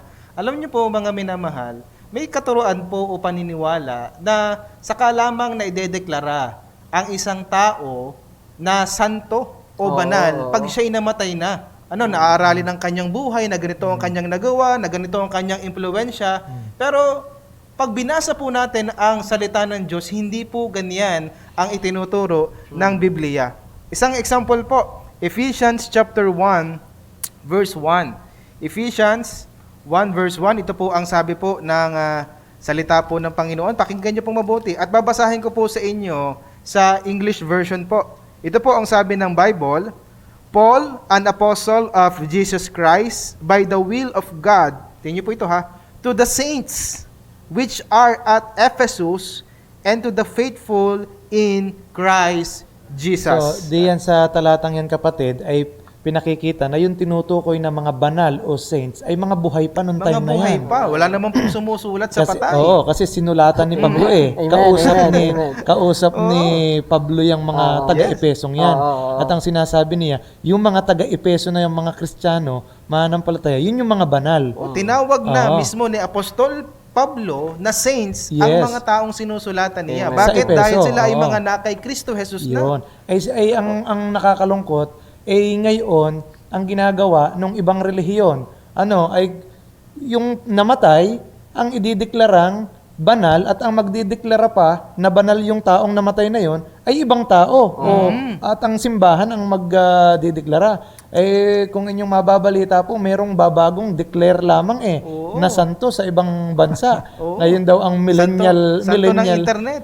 Ayun pala. Patron saint of the internet. Yon, saint for the internet. Internet po. Yon, sa mga nag-i-internet ay merong bagong deklarang santo. Hindi po ganun ang pagdedeklara ng Bible. Nakakatuwa naman, ano. Maling-mali po yun. Maling-maling aral po yan. Nakakatuwa ang kamalian. Talagang, Meron pa nako. ba tayong talata na mababasa na yung mga sumampalatay tinatawag na santo? Hindi lang po isang talata po yan. Basahin pa po natin ang Colossians chapter 1, verse 1 and verse 2. Nagsusulat po uli sa Apostol Pablo, Paul, an apostle of Jesus Christ, by the will of God, and Timothy, our brother, to the saints and faithful brethren in Christ which are at Colossae, grace be unto you and peace from God our Father and the Lord Jesus Christ. Buhay pa din yan. Buhay pa din Buhay yan. pa din po, Buhay pa. syempre. So, atin nga uling lilinawin, bakit nga tinawag na mga banal o mga santo itong mga taong ito? Dahil ba talagang sila'y banal sa sarili nila? Ano nga ang ating dahilan doon? Yan, nakalagay na rin po dito, to the saints and faithful brethren in Christ. Ayun, dahil in sila'y na kay Christ. Kristo. Sila'y na kay Kristo na. Sila'y nagtiwala sa ating Panginoong Hesus at sila po ay nagbalik loob sa Diyos. Kaya ngayon sila ay itinuturing na mga banal. So sa Amen. makatuwid, ang tunay na banal At santo. sangayon sa turo ng Bible, tunay na santo ay mga taong nakaranas ng pagpapabanal ng ating Panginoong Jesucristo sa pamamagitan ng pagbabalik loob at pananampalataya kay Amen. Kristo. Yan. Kaya kahit buhay pa ang isang tao, pwedeng siya'y maging banal at malinis sa harapan ng Diyos. Amen. Oo. Kapatid, kung kaibigan, kung nanonood ka ngayon at ikaw ay mananampalatayanan ni Jesucristo, isa kang santo. Yan. Kapatid, Amen. ikaw pala yan, no? Ikaw pala yung Saint Joel. Yes, dahil tumanggap na sa Panginoon. At Saint Rajen. At ang nakakatuwa po riyan, ang isa pang implikasyon niyan, anumang oras tayo mamatay. Amen. Anumang oras tayo kuhanin ng Diyos, diretso at siguradong tayo'y palangit, tatanggapin ng Diyos sa langit. Hindi dahil sa sadyang tayo magaling at mabait o mabuti, kundi dahil ng katuwiran ni Kristong nasa sa atin nung ating tanggapin si Jesus. Dahil ikay naging santo. Dahil naging Opo, santo. opo. Dahil Huwag Naging pong santo ka dahil ng Panginoon. Amen, amen. Huwag niyo pong Amen. iisipin na parang kami nagmamalaki o nagmamayabang na kami mga santo at palangit. Hindi po. Kami po ay may kapanatagan lamang sa pangako ng ating Panginoon. Kaya nga ang tawag natin, termino natin ay pinapaging banal. Yan. O Hindi naman talaga banal Oo, eh. hindi naman Tayo, banal, marumi nga tayo eh. Sukdulan ang karumihan. Oo. Pero dahil ni Jesus, tayo naging Yan. malinis. Okay, sige po. At konti na yung oras natin. Ngayon po, kung ano nung inaasahan ng Diyos sa mga tao nakaranas ng pagpapabanal ng Diyos, tayo ba ay malaya o talagang ano man ang ating gawin ay malinis at malinis na tayo, di na tayo magkakasala? Yan ba talaga ang atin ng tugon sa ginawa ng Diyos na pagpapabanal sa atin? Yan naman ang inaasahan sa atin ng Meron Panginoon. akong narinig na sabi, kung ako ika ay katulad ng inyong sinasabing ayan, na ako ligtas na, santo na ako, ay gagawa na ako ng gagawa ng kasalanan. Ay mali po yun. Ay kung ikaw ay talagang nakakilala sa Panginoon, nilinis ka na ng Panginoon, pinapaging banal ka na ng Panginoon, hindi ka na pupunta doon sa buhay na dati ay masama. Kaya nga ang sabi ng Roma Kapitulo 12, 1 at 2, ay napakaganda po. Pagkatapos na makaranas ng pagliligtas ng Panginoon, ay napakaganda po yung sinasabi ng talata at panawagan. Ito po ang sabi, kaya nga mga kapatid, ipinamamanhik ko sa inyo alang-alang sa kahabagan ng Diyos na inyong iharap ang inyong mga katawan na isang haing buhay, banal, kaya-aya sa Diyos na siya ninyong katampatang pagsamba. At huwag kayong magsiayon sa sanglibutang ito, kundi mag-iba kayo sa pamamagitan ng pagbabago ng inyong pag-iisip upang mapatunayan ninyo kung alin ang mabuti at kaya-aya at lubos na kalooban ng Diyos. Yun ang panawagan sa atin. Paglakad ng malinis. Okay, Nilinisan ka na ng Panginoon, binanal ka ng Panginoon, hindi pagkatapos ay sasabihin mong yamang ako'y malinis na ako'y maglulublob na uli Oo. sa putik. Mali yun. At gusto rin po nating linawin na dito sa pagpapabanal, hindi rin naman ho. Kumbaga, kung ang isang kaisipan, dahil ako'y binanal na ng Diyos, malinis na ako sa harapan ng Panginoon, pwede na akong magkasala dahil ako naman pala'y matuwid na sa harap ng Diyos. Ang isa pa rin hong gusto naming linawin, hindi rin naman ibig sabihin na tayo pinapaging banal ay perpekto na tayo sa buhay na ito. Oo, kasi baka naman ang takbo ng isip ng iba, siya, di dapat kung ikipinapaging banal, perpekto ka na. Okay, dapat hindi ka nagkakasala. Hindi rin naman po ganun dahil bilang tayo po ay nasa katawang lupa at meron pang, sabi nga ng Bible ay lumang pagkatao, may old nature na tinatawag, may tendency pa rin tayong mga mananampalataya, mga anak ng Diyos na magkamali. Kaya nga ho, ang palaging sabi ng Panginoon sa atin, bilang tayo pinapaging banal, bilang tayo anak ng Diyos at mga mamamayan ng langit, tagalangit, pagsikapan natin na mamuhay ng may kabanalan, no? Ayon sa kalooban ng Diyos, bilang pagpapakita na talagang ebidensya na talagang tayo nga ay nakaranas ng kaligtasan. Amen. So talagang pinapakita dyan na talagang hindi susi sa atin o ating katwiran na hindi na tayo mananagot at hindi na tayo harap sa Panginoon, kundi inaasahan po sa atin ang may kabanalang buhay. Ano po? Amen. Yan po ang talaga namang ang tugon natin o narapat na tugon sa ginawa ng Diyos. Sa ginawa, dakilang gawa ng Diyos sa pagpapabanal po sa atin.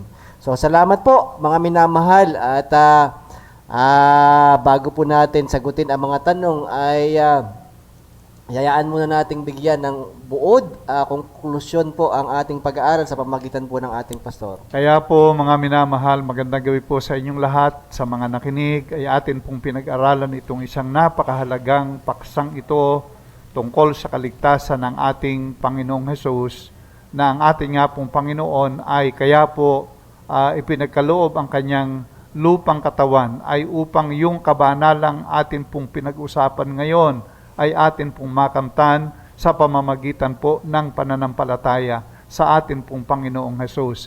At sa madaling salita po ay ginawa niya yan sapagkat mahal niya kayo, mahal niya tayo mga tao. Amen. At yung sinasabi ninyong papaano ako ngayon, kaya nga po ang ating Panginoon ay nagkatabang tao ay dahil po sa layuning ito na tayo po ay mahugasan sa ating mga kasalanan at tayo po ay mapaging banal. At salamat po na ang sabi nga po kung atin siyang tatanggapin, tayo magsisisi at mananampalataya sa Kanya, ay tunay na mararanasan natin ang kabanalang ito na Kanyang ibinibigay sa bawat isa. At sana po ngayong gabi ay inyo pong bigyan ng pagpapasya ang Panginoon sa inyong puso para maranasan nyo ang katotohanan ito sa inyong buhay, ang pagpapabanal ng ating Panginoon. Amen. Yan. Amen. Salamat po. At sa kaunting bahagi pa ay atin pong sagutin at atin pong talakayin ng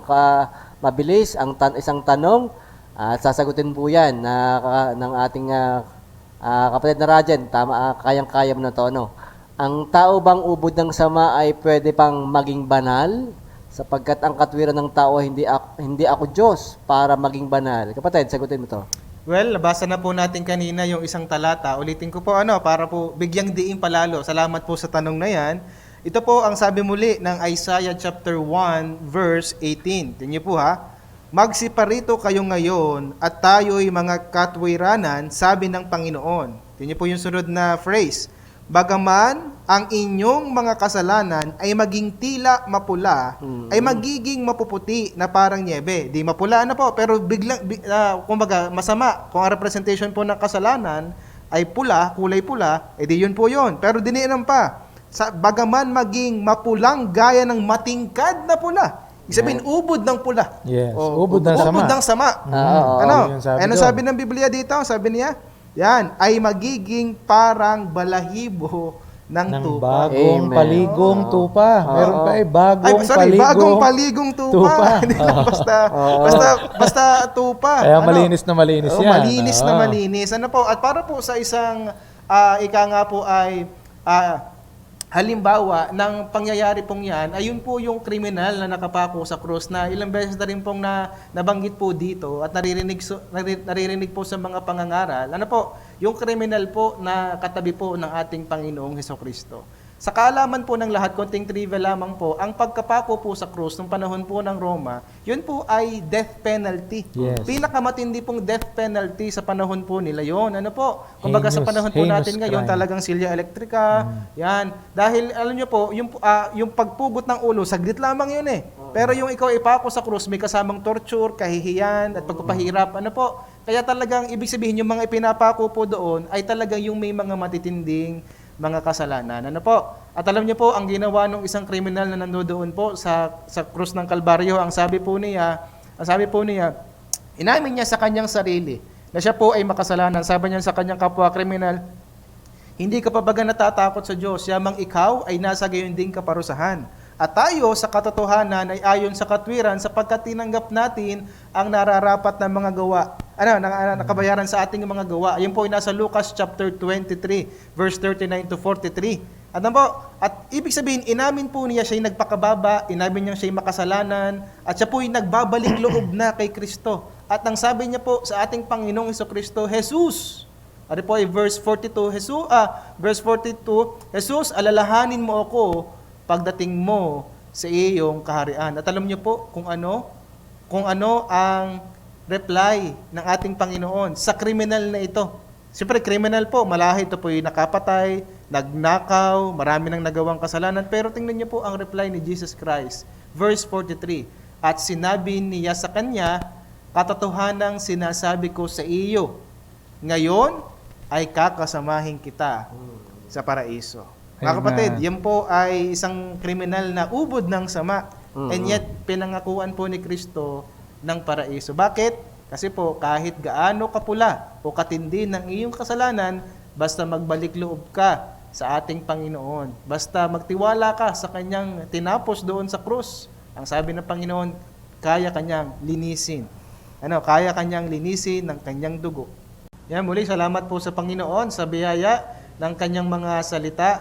At nawa mga kapatid, tayo po sa mga pag-aaral natin ay matuto tayo na sa Bible natin, ika nga po ay ipagkatiwala yung ating pong paniniwala. Huwag sa samahan, huwag sa tagapagturo lamang, kundi sa salita po ng Diyos. At yun po ang ating pong inihahatid sa programang ito. At bago nga po magsalita at huling panalita ng ating pastor at gayon din po sa pangwakas na panalangin, muli ho, tayo nagpapasalamat po sa patuloy at masugid nating taga-suporta at manonood, taga-pakinig na nariyan sa kanilang tahanan. Salamat po mga minamahal sa inyong pananalangin, sa inyong mga katanungan. At muli ho, sa darating na Biyernes ay magsama-sama po tayo mga minamahal. So muli ho, nagpapasalamat tayo sa ating mga control personnel natin, sa ating control section. Yan po. Salamat po. Di ko nababanggitin ang kanilang mga pangalan sapagkat wala na pong oras. Salamat at purihin ng Panginoon sa inyong mga buhay. Yan. At bago tayo magwakas, Pastor, ay nasa inyo po ang huling bahagi ng panalangin at pagtagubilin uli natin sa Panginoon ang ating pagwawakas. Tayo po'y manalangin, mapagpala po namin Diyos. Salamat po ng marami sa inyo sa oras na amin pong nagugol sa pag-aaral po ng inyong banal na salita. Salamat po Panginoon na mayroon kayong salita na amin pong natutunghayan, nababasa, napapag-aralan at nakikita po namin ang inyong napakaliwanag na aral sa aming mga buhay. At Panginoon, ang dalangin po namin sa mga nakinig, sana nga po ay kanilang binuksan ang kanilang puso sa iyo at tinanggap ka, Panginoon, sa kanilang puso bilang sariling Panginoon at tagapagligtas at kanila pong maranasan at naranasan nawa yung pagpapabanal mo sa sino mang sumampalataya. Tunay po, Panginoon, napakabuti mo, Ama, sa amin sapagkat hindi mo kami pinabayaan na hindi po kami makapakinig ng mga aral mo. At aming Panginoong Diyos, gayon din po, ay amin pong patuloy na inaalaala ang amin pong bansang ito, lalo higit doon po sa mga dinaanan po ng bagyo na binaha, Panginoon. Lord, nakikita mo ang kanilang mga kalagayan. Dalangin po namin, Panginoon, sana nga po itulungan mo po sila at ang kanilang mga pangangailangan ay ipagkakaloob mo rin po aming Panginoong Diyos. At patuloy po naming idinadalangin ang inyo pong pag-iingat sa bawat isa. At aming Panginoon, gayon din po ay patuloy naming idinadalangin ang amin pong bansang ito, na sana nga po Panginoon ay inyo po kaming tutulungan, inyo po kaming pagkakalooban ng aming mga pangangailangan.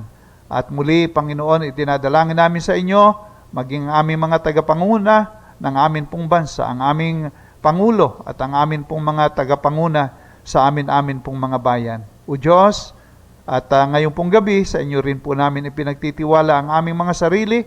Sa pagpapahinga po namin, bibigyan mo kami ng mapayapang pagpapahinga at gigisingin mo kami sa araw ng bukas na malakas ang lupang katawan. At Ama, ito po yung aming dalangin sa iyo at hiningi po ang lahat sa iyo sa pangalan ng Panginoong Jesus.